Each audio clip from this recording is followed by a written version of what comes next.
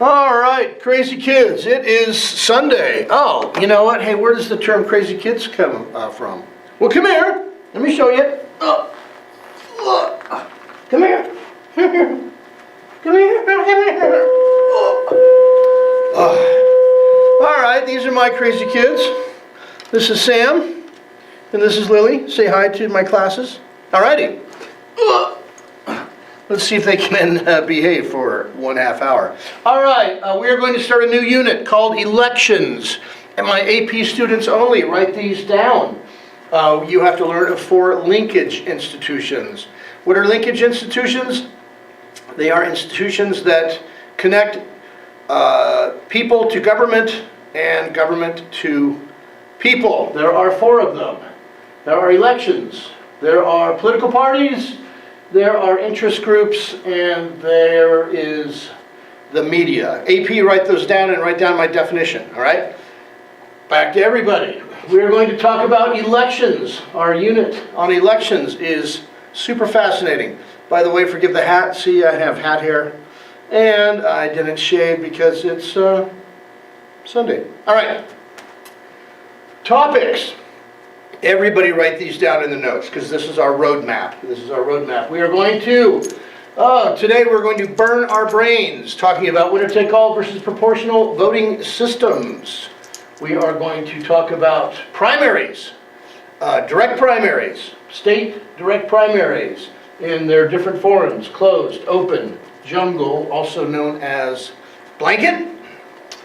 We are going to talk about the crazy presidential primary and caucus process. How did we wind up with Trump and Biden? Because of this. We're going to learn about that.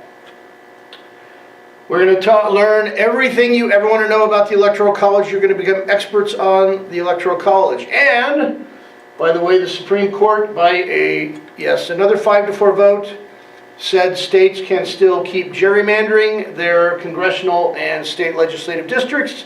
We're going to learn what that means, gerrymandering. But today, we are going to, by the way, at the end, I'm going to talk to you about a crazy, I think it's incredibly smart, to be honest, a reform proposal for fixing all of these problems in one fell swoop called ranked choice voting. Maine has adopted it. I bet you'll be able to vote for it in the next 20 years all over the country. I'll teach you about that. But today, we are going to answer this question. Why do we just have 2 political parties? Why do third parties have no chance of winning an election? Until I taught AP, I had no idea about this. I had zero. Sam, what are you doing? I had no idea about this, so this is fascinating to me and was brand new. So you are going to learn why. And the reason why is we, in the United States, Britain does this too, run our elections in a system called winner-take-all. Winner-take-all. So we're going to learn about winner-take-all voting systems versus what they use in many countries around the world called proportional representation voting systems. We're going to learn the good sides, the ups and down sides of each one. So let's get started. All right, first of all, definitions. What are they? Oh, write this down, highlight it, circle it. If you understand nothing in this entire lesson, then at least understand this, that this is the key to answering questions on the test. If you are going to have a winner-take-all voting system, you must be electing people in single-member districts. A single-member district is a district where there is only one winner. Write that down. Only one winner. All right? Versus, to have a proportional representation voting system, you must have multi-member districts. Multiple people being elected in a single district. I will explain. I'm going fast. Pause to take your notes. All right? Okay. Okay, so what is a winner-take-all single-member district voting system? Let's assume that we have a state. All right? By the way, Arizona may very well look like this after the census in 2020, because I bet you we will get one more member in the House of Representatives. If that is true, then we will have 10. All right, so let's assume this is Arizona in 2022 for the election, in which we will have 10 members in the House of Representatives because the nationwide census count gave us one more. All right, let's assume all that. So let's assume we have a state, and the state is going to have, the state has 10 members. All right, the state has 10 members that are going to the House, and they divide up the state into 10 districts. 1, 2, 3, 4, 5, 6, 7, 8, 9, and 10. By the way, Prescott is in Congressional District number 4. We currently have 9. We are in Congressional District number 4. Okay, now, there in each one of these districts, in Congressional District 5, there will be a Republican that runs, a Democrat that runs. Maybe there will be a Libertarian on the ballot. Maybe there will be a Green. There will only be one of these from each party on the ballot because of primaries, which is what I'm going to teach soon. But for now, just understand that there will be one winner. There will be one person. Let's say the Republican gets the most votes. The Republican will win. And there will be one person sent to the House of Representatives from Congressional District 5. One winner, winner take all. One winner, winner take all. All right. Now, this system of winner take all can come in two forms. It can come in, there are two versions. It can come in winner take all majority, in which you must win by a majority. What is a majority? Majority is over 50%, right? Or it can come into the form of winner take all plurality. We've learned that word before. Sam, stop! Sam! Sam! Sam's getting weird. Stop. A plurality is the most votes, the less than a majority. Less than a majority. All right. What's the difference between these two? Remember, in both of them, there is only one winner in the district, all right? By the way, which one a state uses depends on state law. Arizona uses the winner-take-all plurality system. So do most states. Some states in the South, some southern states use this. I know Georgia uses it. I know Louisiana uses the winner-take-all majority. All right, what's the difference? Okay, let's say we have an example. We have an election in a state, in a single-member district, and then this is the vote. Who is the winner? Well, who got the majority? The Republican won by 51%. The Republican wins, this Republican wins the office, correct? All right, that's easy. Wait a minute, what if we have this vote? We had an independent that ran, and the independent took away votes from both the Republican and the Democrat, and nobody got a majority. In a state in which you must win by a majority, how do you fix this? One of my bright students shouts out, by having a second election with only the top two, a second election with only the top two. Then you must have a majority. Somebody must win by a majority unless there is a what? Unless there is a tie, right? Can there be a tie? Yes, there can be a tie.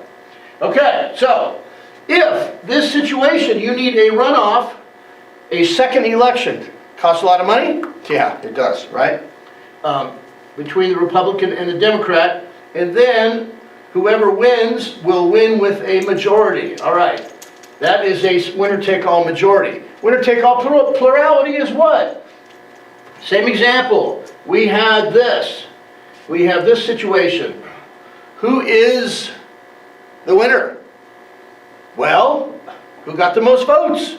Who got the most votes? The Republican wins with only 45% of the vote. That means that a majority of Arizonans, if it was our state, a majority of Arizonans said they did not want the Republican to be representing them. Does that make a difference? Does it make a difference when you're walking down the street in the place where you were elected and over half the people did not want you to represent them? It's a weird thing, isn't it? Winner take all, plurality. Okay, now, here's another crazy thing about winner take all systems.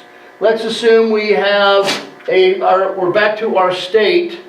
We're back to our state, and we have a vote. Now, I'm going to make some assumptions. I'm going to make that each one of these districts, by the way, they will all have the same population, one person, one vote. All of these districts will have the same population. I want you to assume that the state is perfectly homogeneous, meaning every single district looks exactly like every other district, and there is an election, and in every single election, the Republican wins by 51 to 49. 51 to 49. Every single one of these is the Republican wins 51 to 49. Now, of the couple million people that voted in this state, 51% of them are who? In my hypothetical, 51% are Republicans and 49% are Democrats. But who won in every single district? The Republican, the Republican, the Republican, the Republican, the Republican. How many Republicans are going to the House of Representatives from this state? 1, 2, 3, 4, 5, 6, 7, 8, 9, 10. All right, so in this situation, with an incredibly close election, let's change this to 50, from 51 to 50.001, right? And 49.999. An incredibly close election. Republicans and Democrats are almost 50-50.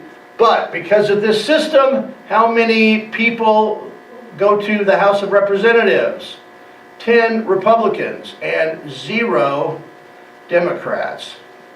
Okay, now we're going to introduce a term called wasted votes. All of these people here voted but did not get representation. So their votes were wasted. Write that down. A wasted vote is a vote that did not get representation. A vote that did not get representation. Write it down. Definition of a wasted vote. This is in a majority system or in a plurality system where the vote was 51%. What the heck could happen in a plurality system? Let's assume that this vote happens in all 10 of these districts. So in every single district, you have, what was it? 45, 35, 20? You have 45 for the Republicans, 30 for the Democrats, 20 for some independent, right? And then this happens in every single district. This happens in every single district, right? Now, who is going to go represent this state in the House of Representatives? Again, it is going to be 10 Republicans and 0 Democrats and 0 independents, right? And 0 independents. Wasted vote in this situation? The percentage of votes that did not get representation in this situation is a grand total of wasted votes in this situation is what? 60%, right? No. Did I do my math wrong? 45. Yeah, I need to make these, I need to make that 35, right? That was 35, right? That was 35? Was that 35? Yeah. All right. Okay. Wasted votes in this situation are going to be what? 45, are going to be 55, right? 55%. Up here, wasted votes were what? Wasted votes were 49%. Okay. So, upsides, downsides of a winner-take-all system. Number one, it reinforces a two-party system. Reinforces a two-party system. Why? Why does it reinforce a two-party system? Isn't it true that if you break down your state into single-member districts, only one of the top two are ever going to win? Right? Only one of the top two are ever going to win. The third party is never going to win. That's what a third party is by definition, is a party that can't get a majority of votes. So,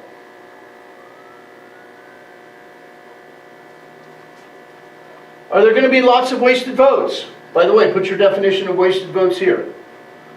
How many wasted votes in the previous examples? We came up with 49% in the winner-take-all majority, and it could be, you know, 55, 65% or higher. This is going to suppress voter turnout. Why? Why is it going to suppress voter turnout? Are there going to be people that believe in the Green Party or believe in the Libertarians, and they know they will never win? They will never win, so why should they bother to vote? Why should they bother to vote, all right? And that's going to include minorities. Maybe there are parties that represent minorities, not just racial minorities, but also there can be, you know, minority groups. Racial minorities, women. Are women going to be underrepresented? All right. Now, the benefits are geographical representation. If I live in this congressional district, then I know who my congressperson is. It is this guy, right? Or this woman that was elected. Our congressman for Congressional District 4, right up there, is Dr. Paul Gosar. He's a doctor because he's a dentist. I could call his office and say, I live in your congressional district, you represent me. And it avoids coalition governments. So there is some stability in the legislature. I'm going to explain what a coalition government is in a minute. All right, so now we are going to talk about proportional voting systems. Most countries with parliaments use this system, all right? I'm going to try and go fast because we've got like 10 minutes left, which means you have to pause and take notes. All right. Now, for example, this is what a ballot might look like if you were voting in a proportional representation system. I could just tell you that because there are 5 people listed for Democrats, Republicans, Reform, and Green, that this is a 5-member legislative district, a 5-member congressional district. Congressional because it's for the House of Representatives. So here's the trick. When you vote for Benjamin Pike, you not only vote for Benjamin Pike, but you also, your vote counts towards the Democratic Party. If you vote for Wendy Berg, you vote for the Wendy and the Republican Party. That will become clear in a minute. All right? Okay, so let's say that this state that we were talking about, it's got 10 members, and I'm going to talk about in the national legislature. You can replace that with House of Representatives if you want. So this state has 10 seats in the House of Representatives, in the national legislature, all right? So, and they, instead of breaking it into 10 single-member districts, we're going to elect 10 people using the entire state as one congressional district, all right? The entire state is one 10-member district. Now we have the vote, and here are the vote totals. Here are the vote totals. Okay, the Republicans get 40%. The Democrats get 30%. In my situation, the Libertarians get 20%, and the Green Party gets 10%. Okay, how are we going to allocate the 10 seats? Who gets the 10 seats? What party? Well, come on, let's be fair. All right, so what party? The Republicans are going to get how many? Well, they're going to get 4 seats, right? And the Democrats are going to get 3 seats. And the Libertarians are going to get 2 of the seats.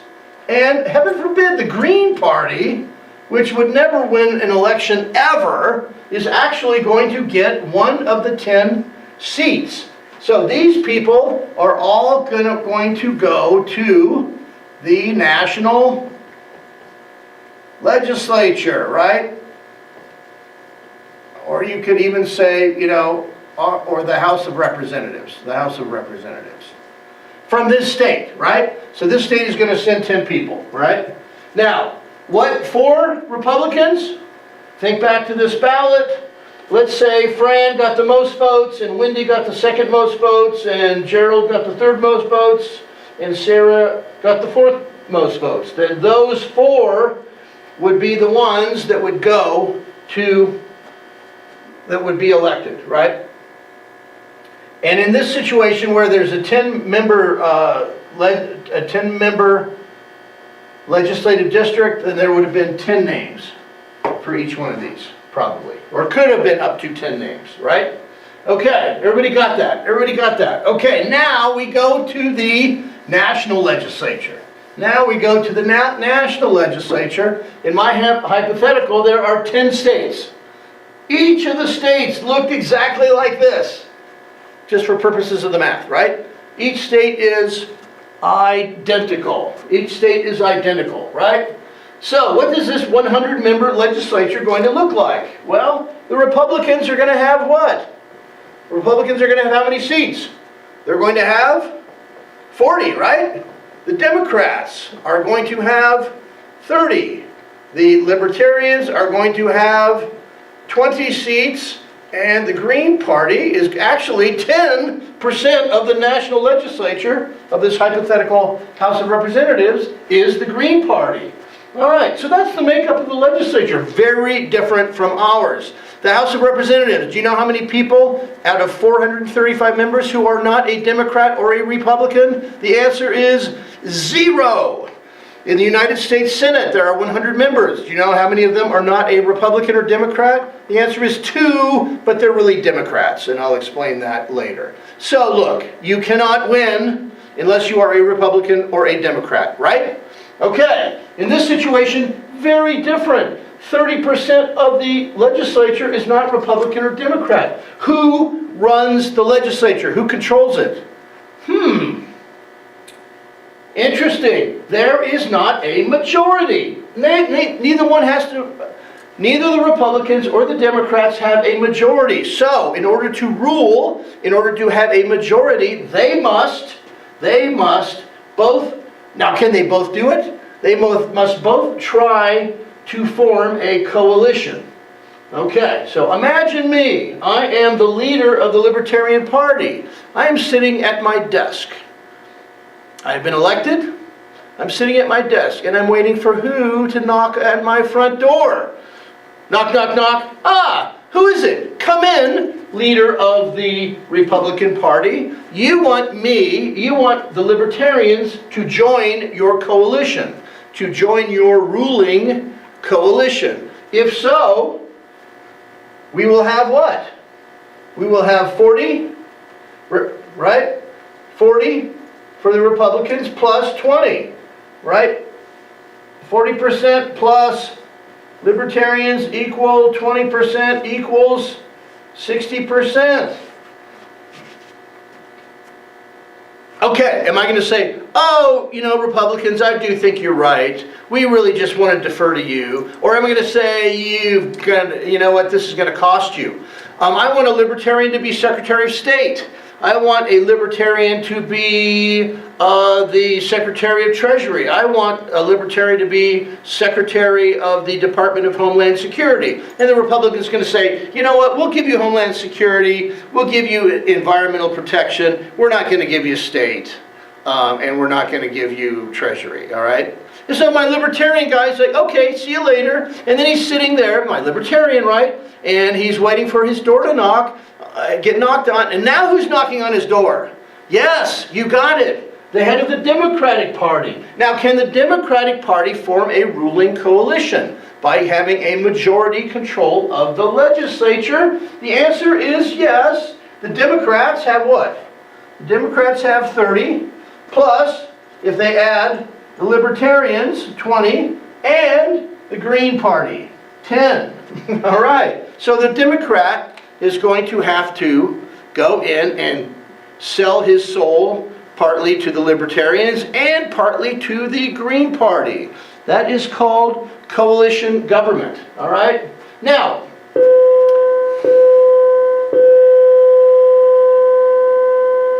is this good or bad?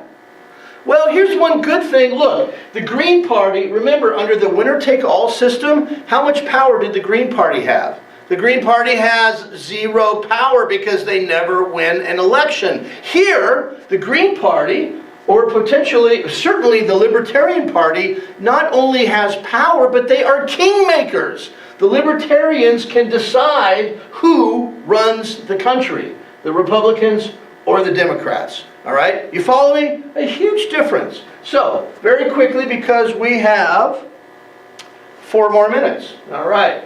Benefits of PR voting. Do voters have more choices? Heck yeah, they do. Think of the Green Party. Think of the Libertarians, right? If voters have more choices, is turnout going to be up? Consistently in Europe, in European parliamentary elections, voter turnout is much higher than the United States, right? That's because people that believe in third parties, minority parties, women parties, environmental parties, hardcore right-wing parties, they get to actually vote for people who get elected. Remember, in this state, in order to get somebody elected, all you had to do was win what percentage of the vote? And that was 10%. 10% of the vote. And you have a winner. In the United States, if it's a majority system, you have to win the majority, right? If it's a plurality system, you have to win the plurality in a single member district, or you get nothing. That's why they call it winner take all, right? Fewer wasted votes? Incredibly fewer wasted votes, right? Incredibly fewer wasted votes. All right. Now, you know what? A coalition government can be unstable. When I was a kid, I remember hearing that the Italian government had, Italy had like 1,000 governments in 15 years. I'm like, what are you talking about? Well, what happened was they had coalitions that formed and fell apart like 1,000 times in 10 years. It wasn't that the government was different, it's just that the makeup of who was in the majority was constantly switching back and forth, right? Okay, now, you don't have geographical representation. I think this is overblown. Look, if I voted for the Green Party, then who's my congressperson? The Green Party representative, right? If I'm a libertarian, it's one of the 2 libertarians. I get it, it can be kind of diluted. Maybe if you don't live in a city, you feel like you're being ignored if you're out in the country because you don't have a congressman that represents you, all right? Okay. All right, we're going to run out of time, so I'm going to show you, next class, remind me, next class I'm going to show you how it works in real life with this largest remainder formula. My AP kids have already read about this, right? I'll show you guys on next class, all right? You know what? I'm not going to bother with you guys, you regular government guys. You AP guys, I'm going to show you in class, all right? Make sure you understand how the largest remainder formula works. All right. Does everybody now understand why we only have 2 political parties, and why, if we continue to elect people in single-member districts, we will continue to only have 2 political parties? And we have only had 2 political parties for our entire existence, right? For our entire existence. All right. See you guys.